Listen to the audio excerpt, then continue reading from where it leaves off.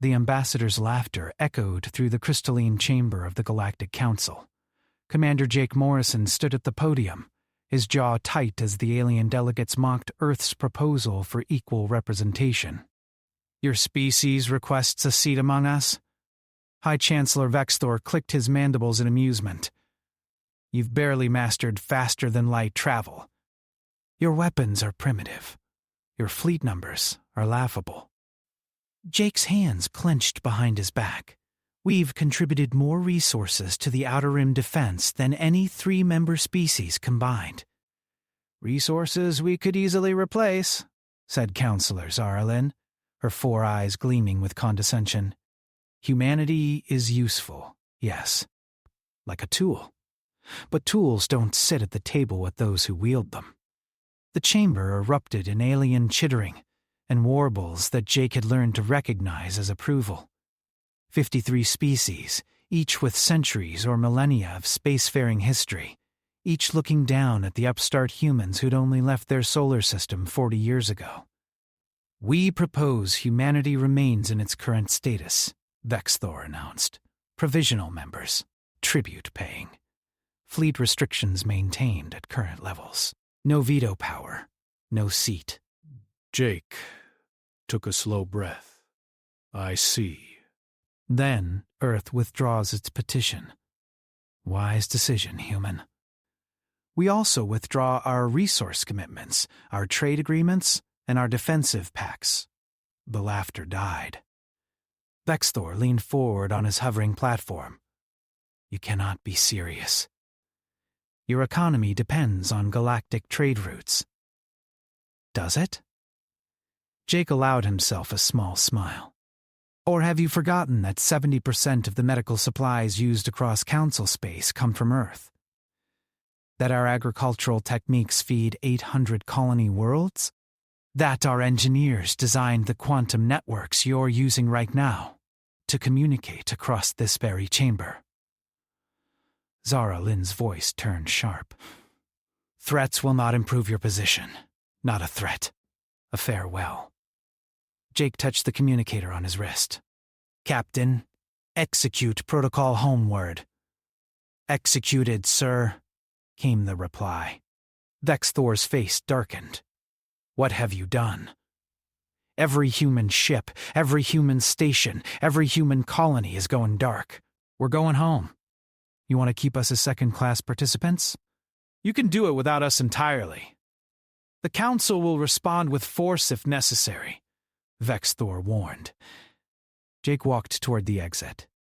"You're welcome to try, but you might want to check your fleet positions first."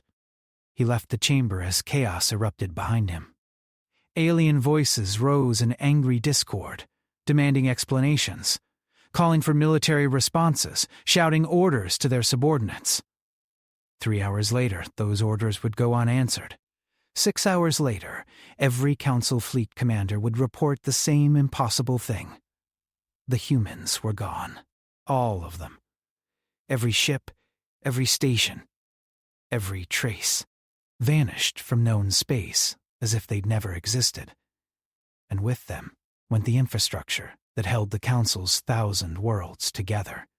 The galaxy was about to learn what happened when you dismissed the only species that had ever figured out how to truly disappear. Admiral Kethrain stared at the empty coordinates where the human trade station had orbited Proxima Outpost just hours before. Her ship's sensors showed nothing. No debris field. No energy signatures. No quantum residue that would indicate a jump to faster-than-light speeds. "Run the scan again," she ordered. Her tactical officer, a young Vrelian named Court, worked his console with increasing desperation. "Admiral, I've run it 7 times. There's nothing. It's like they were never here. A station with 40,000 inhabitants doesn't just vanish." Kethrain pulled up the system-wide scan. Her blood ran cold. The mining operation on Proxima 4, run by humans, gone. The agricultural domes on Proxima 6, established by human colonists 15 years ago, empty. The repair depot at the edge of the system, abandoned. Her communicator chimed. "Admiral, This is Lieutenant Vex on the surface. The human embassy is empty. All personnel gone. No signs of struggle, no indication of how they evacuated. Kethrain switched to the fleet-wide channel. Reports flooded in from across council space. It was the same everywhere. Human ships had simply stopped responding to hails. Human colonies had gone silent. Human trade vessels had disappeared mid-route.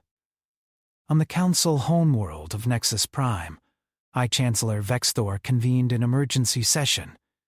The chamber that had been filled with laughter 12 hours ago now vibrated with panic. "How many are we talking about?"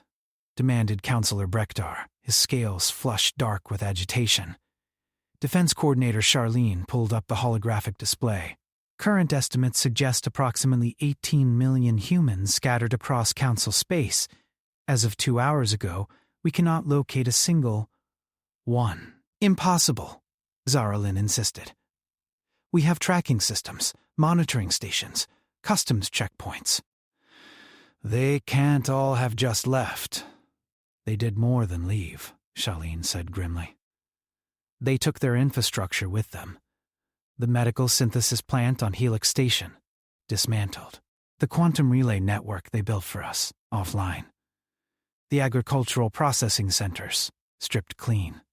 Vexthor felt something unfamiliar crawling up his spine. Fear. What about our own people stationed at human facilities? All accounted for. The humans didn't harm anyone. They just left them standing in empty rooms, wondering where everything went. Councillor Drenvok spoke up from his hovering platform. "Surely this is a negotiating tactic.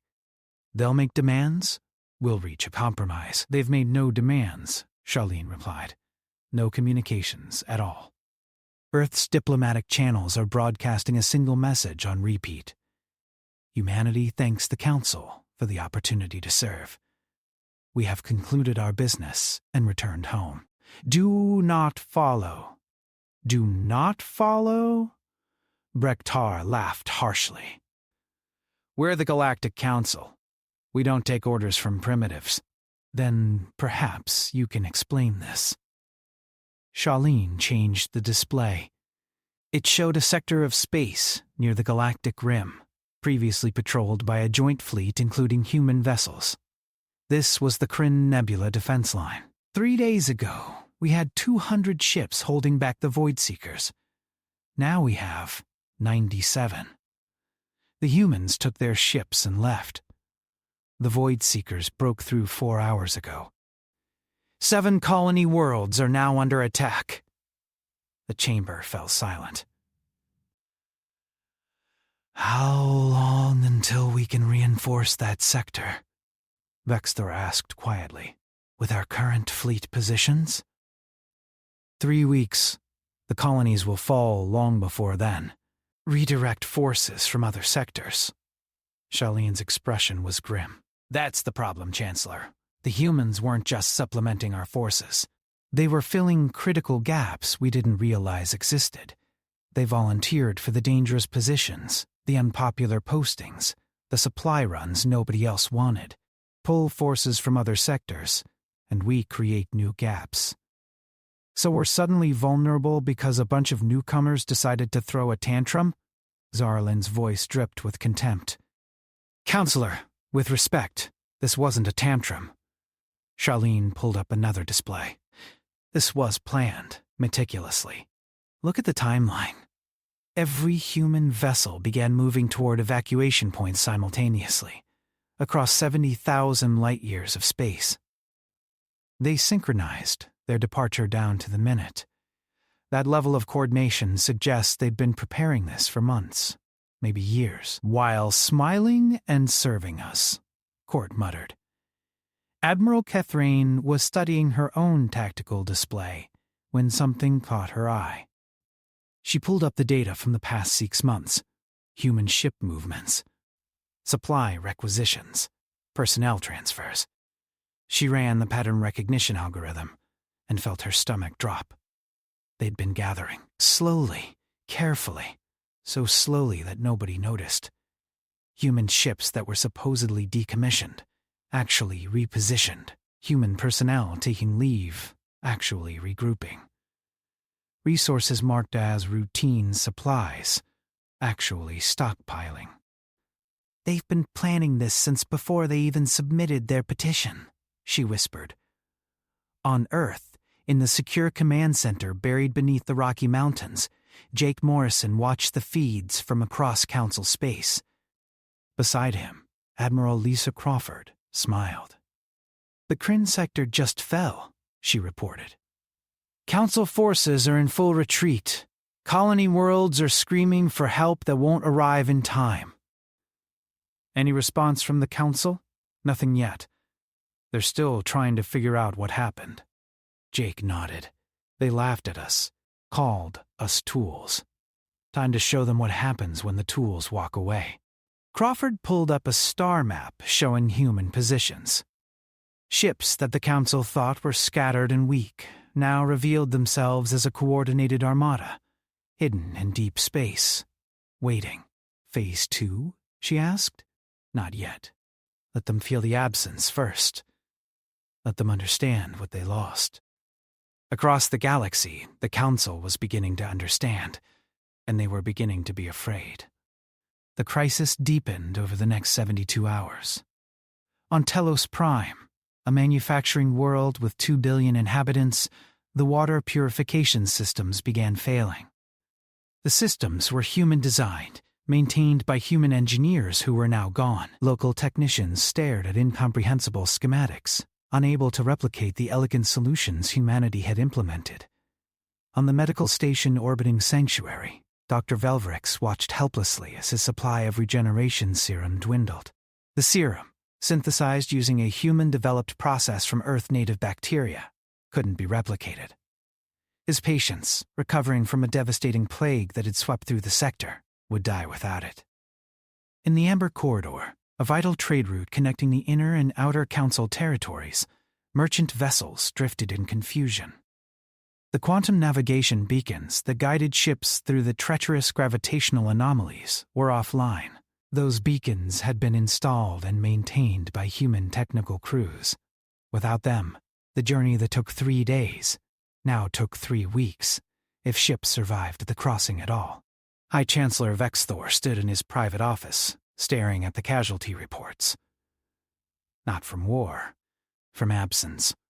12,000 dead on Telos Prime before they managed to restore basic water treatment. 400 patients lost on Sanctuary. 16 ships destroyed in the Amber Corridor, their crews joining the list of victims.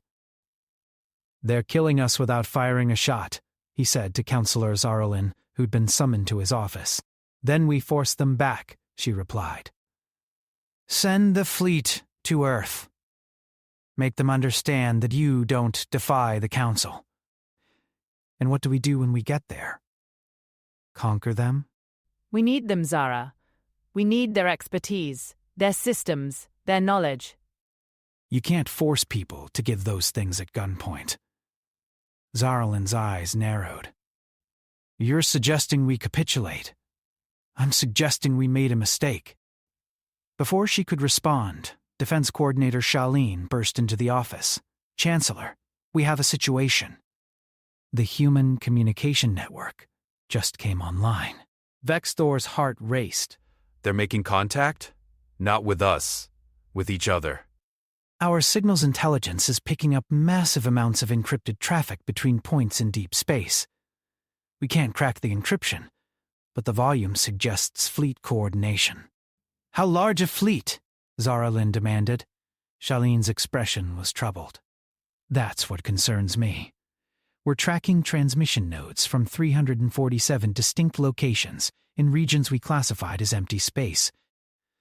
If each node represents even a single ship, the humans have been hiding a fleet larger than we estimated their entire naval capacity to be. Vexthor felt the ground shifting beneath his feet. They lied about their numbers. They didn't lie. We assumed. They gave us registration for vessels operating in Council space. We never asked about ships that stayed in human territory or operated independently. We saw what we wanted to see, a weak species desperate for our approval. Admiral Cathrane's voice crackled over the emergency channel. Chancellor, you need to see this. The holographic display activated, showing a region of space on Earth's far border, opposite Council territory. Cathrane's reconnaissance drones had captured footage that made Vexthor's blood run cold. Shipyards. Massive orbital construction facilities that dwarfed anything the Council had built. Dozens of them, churning out vessels of a design he'd never seen before. Sleek, angular ships that radiated menace even in stillness. "How long have these been here?" he whispered. "Analysis suggests at least 20 years, Cathrane replied. They'd been building in secret while playing the role of grateful junior partners. Zaralyn stared at the display. "This is a declaration of war." "Is it?" Vexthor turned to her. "They haven't attacked anyone. They haven't made threats. They simply left and stopped helping us. Everything failing right now, every crisis we're facing, it's because we became dependent on them without realizing it. On the human command ship Defiant, hidden in the depths of the void between stars, Admiral Lisa Crawford reviewed the intelligence reports from Council space. Captain Danny Foster stood beside her, his expression grim. "The casualty numbers are climbing," he said. "Civilians, non-combatants, people who had nothing to do with the Council's decision." Crawford nodded slowly. "I know. That's the point. The Council needs to understand the true cost of their arrogance. We're not trying to kill anyone. We're showing them what the galaxy looks like, without humanity holding it together. Some of the crew think we've gone too far. Some of the crew weren't there when the Council laughed in our faces, when they told us we were tools, not equals." Crawford pulled up another display. "For 40 years, Danny, we played nice. We shared our technology, our medicine, our agricultural advances. We asked for nothing but basic respect, and they gave us contempt. So now we let innocents die to make a point?" Crawford's eyes hardened. "No. Now we let them see the consequences of their choices. Every system failing, every crisis emerging. These are problems they created by relying on us while refusing to value us. We didn't cause this. They did." Jake Morrison's voice came through the secure channel. "Admiral, we're picking up increased military activity around Council core worlds. They're repositioning fleets. Toward Earth? Negative. They're pulling forces inward, protecting their most vital systems." They're going defensive! Crawford smiled. They're scared. Good. Scared people make better listeners. "How long until Phase 2? All ships report ready." "We can begin whenever you give the order." Crawford studied the star map, showing the positions of human vessels scattered across unexplored space, ships the Council never knew existed, fleets that had been training in secret for decades. An armada built on the simple principle that respect couldn't be asked for, only taken. "Not yet," she said. "Let them suffer a little longer. Let them understand what they're missing. Then we'll show them what humanity does when we stop pretending to be weak." In the Council chambers, Vexthor made a decision that would change everything. He opened a direct channel to Earth, broadcasting on all frequencies humanity might monitor. "This is High Chancellor Vexthor to the human government. We request immediate negotiations." The silence that followed was deafening. Then, after 10 agonizing minutes, a response came. Not from Earth's government. From Admiral Crawford herself. "Chancellor, humanity is listening. But we're no longer interested in requests. If you want to talk, you'll do it on our terms. We'll send coordinates. Come alone, come unarmed, and come ready to offer more than empty words." Vexthor closed his eyes. The mighty Galactic Council reduced to begging for an audience with the species they'd mocked. "Transmit your coordinates," he said quietly. I'll be there. The coordinates led Vexthor to a region of space humanity called the Echo Shroud, a dense nebula that scrambled sensors and made navigation treacherous. His personal shuttle, small and deliberately unarmed as instructed, was guided through the murk by a transmitted beacon signal. When the nebula cleared, Vexthor saw something that stole his breath. A fleet. Not dozens of ships. Hundreds, thousands. Capital ships the size of cities, surrounded by clouds of smaller vessels. Weapon platforms that bristled with technology he didn't recognize. And at the center, a massive station that made Council headquarters look like a child's toy. "Welcome to Bastion, Chancellor," came Crawford's voice. "I trust you're beginning to understand your mistake." Vexthor's shuttle docked in a cavernous bay. He stepped out to find himself facing not soldiers, but scientists, engineers, and civilians. Humans of all ages, all watching him with expressions that ranged from curiosity to barely concealed anger. Admiral Crawford waited at the end of the landing platform. Beside her stood Jake Morrison, and an older woman Vexthor didn't recognize. "This is President Elena Vasquez," Crawford said, "the actual leader of humanity, not the ambassadors we sent to entertain your council." Vexthor felt another piece of his understanding shatter. "You sent actors. We sent diplomats authorized to negotiate within certain parameters," Vasquez corrected. "But yes, the real decisions were always made here, far from your oversight. We learned early that the Council didn't actually care about humanity's leadership. You cared about maintaining the illusion of your own superiority." They led him through corridors filled with activity, labs where scientists worked on projects he couldn't comprehend, training facilities where soldiers practiced with weapons that seemed to bend physics, agricultural domes growing crops that glowed with bioluminescence. "You've been hiding all this," Vexthor said. "For how long?" "Since before we made first contact with the Council," Jake replied. "We found your probes exploring our solar system. We studied them, learned from them. And we realized that if we showed our true capabilities, you'd see us as a threat rather than a potential partner. So you pretended to be primitive. We pretended to be what you expected, eager newcomers, grateful for the chance to join the galactic community. And while you looked down on us, we watched, learned, and prepared for the day you'd inevitably show your true colors." They entered a large conference room with a view of the fleet beyond. Vexthor found himself seated across from Vasquez, with Crawford and Jake flanking her. "You wanted negotiations?" Vasquez said. "Here are our terms. Full voting membership in the Council. Equal representation. No restrictions on fleet size or territory. Access to all Council trade routes and scientific databases.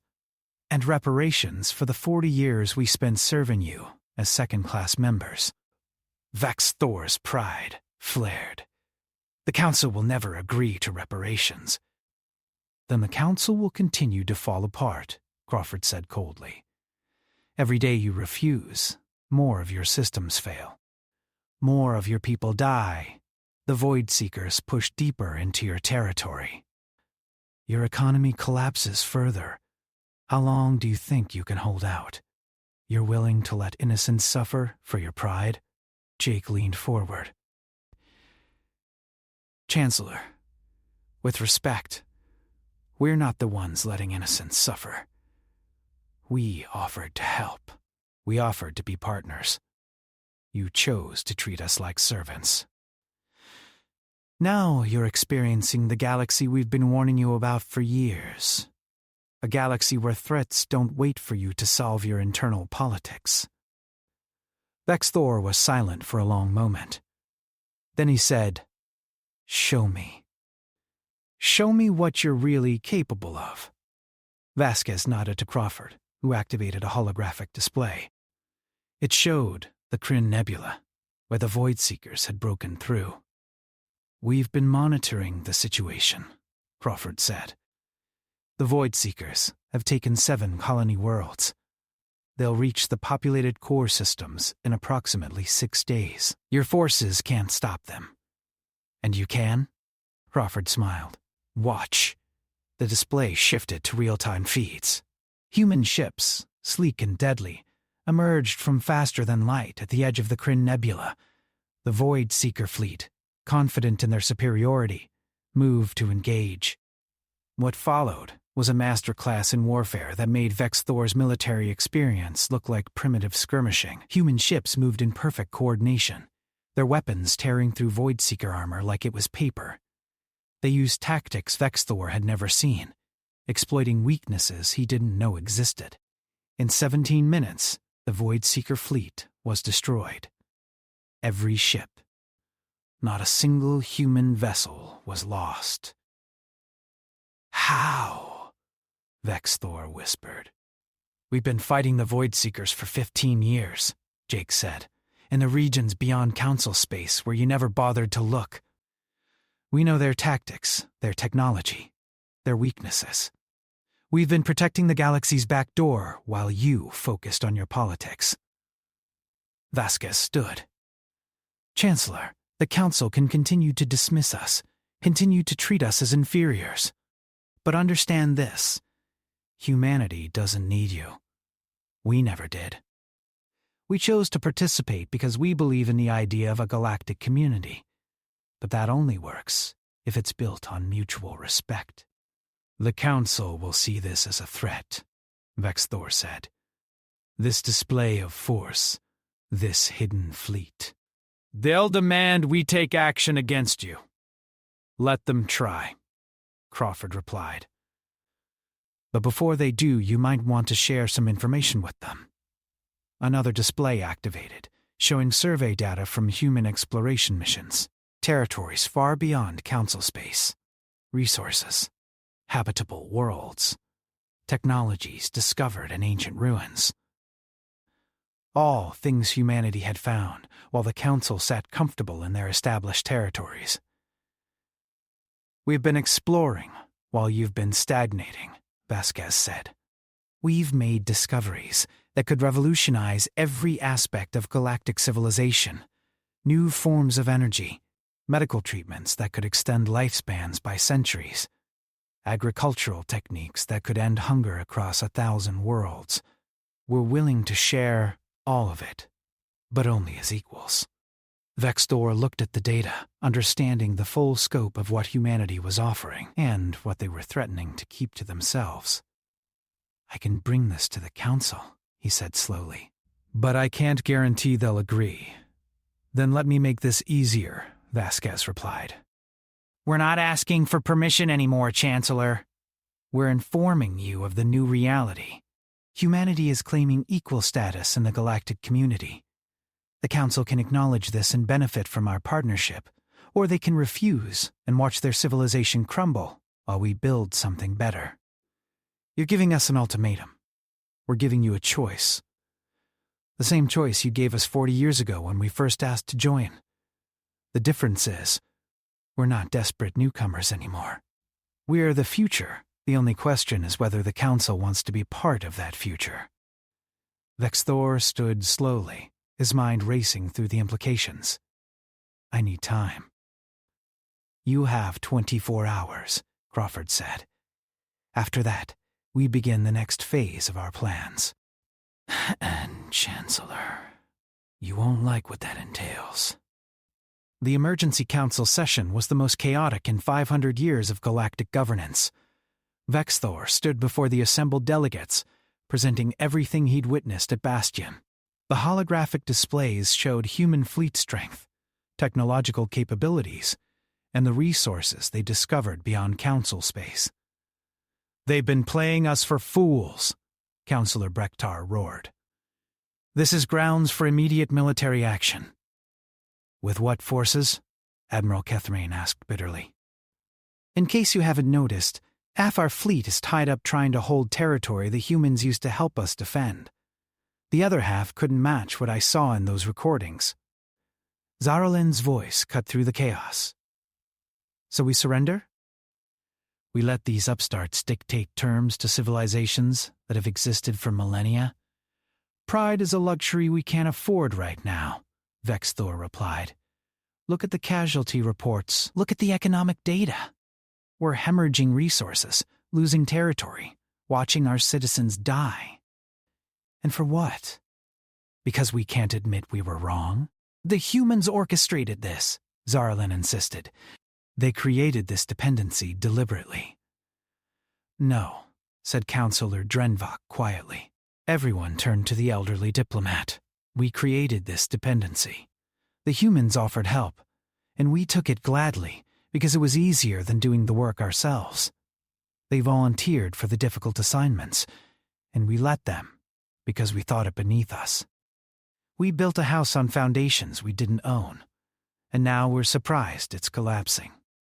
Defense Coordinator Shaleen pulled up new data. There's something else. Our intelligence has been analyzing human communications. They're not just positioning themselves against us. They're preparing for something bigger. There are references to threats in deep space, regions we've never explored. The Void Seekers might just be the beginning. Then we need them, Vexthor said. Not as servants, as true allies. The debate raged for hours. Species with ancient grudges against each other found common ground in their resentment of humanity. Others, more pragmatic, calculated the cost of continued defiance. The vote, when it finally came, was close.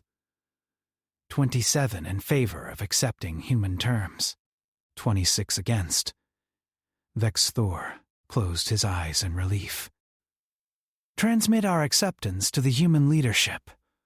Schedule a formal ceremony for 3 days from now. At Bastion, President Vasquez received the Council's response with satisfaction, but not celebration. Jake Morrison stood beside her in the command center as confirmation signals came in from across human space. We did it, he said. We survived, Vasquez corrected. Now comes the hard part. Actually being the civilization we claimed we could be. Admiral Crawford joined them, her expression thoughtful. Chancellor Vexthor is requesting a private communication. He says it's urgent. Vasquez nodded, and Vexthor's image appeared on the display. The High Chancellor looked like he'd aged a decade in the past few days.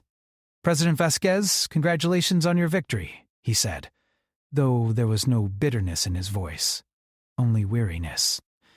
This wasn't about victory, Chancellor. It was about recognition. I know, and you have it. But I need you to understand something. The Council is accepting your terms, but there are factions that will never forgive this humiliation. You've made powerful enemies. We've had powerful enemies since the day we reached the stars, Vasquez replied. We're used to it. Vexthor shook his head. You don't understand. Some species will see this as an opportunity. If humanity can force concessions from the Council, others will try. You haven't just changed your status. You've destabilized the entire galactic order. Good, Crawford interjected. Maybe that order needed destabilizing. Perhaps, Vexthor admitted. But instability brings chaos, and chaos brings opportunities for those who thrive in it. I hope humanity is ready for what comes next. The formal ceremony took place on Nexus Prime, broadcast across the entire galaxy. Human ships, no longer hidden, arrived in formation around the Council homeworld. The sight of them sent ripples of shock and awe through billions of viewers. Jake Morrison walked into the Council chambers where he'd been laughed at just days before. This time, the chamber was silent, respectful, fearful.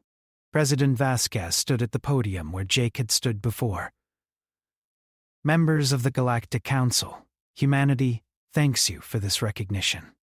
We accept our position as full members, with the same rights and responsibilities as every species here. She paused, letting her gaze sweep across the assembled delegates. But let me be clear, we're not here to dominate. We're not here to replace the old order. with a human empire. We're here because we believe that together we can build something greater than any of us could build alone. The galaxy is vast, and the threats we face are real. The Void Seekers are just one danger among many. There are others out there in the dark that we've encountered, and the Council hasn't. We need each other, not as masters and servants, not as rivals, as partners. Counselor Drenvok stood, his ancient frame moving slowly. The Council recognizes humanity as a full member species. We grant you all rights and privileges, including a permanent seat in this chamber and unrestricted access to all Council resources and territories. The official documents were signed. Humanity's flag, a simple blue sphere representing Earth, was raised alongside the banners of the other Council species. Across human space, celebrations erupted. 40 years of patient endurance, of swallowing pride and accepting condescension, had paid off.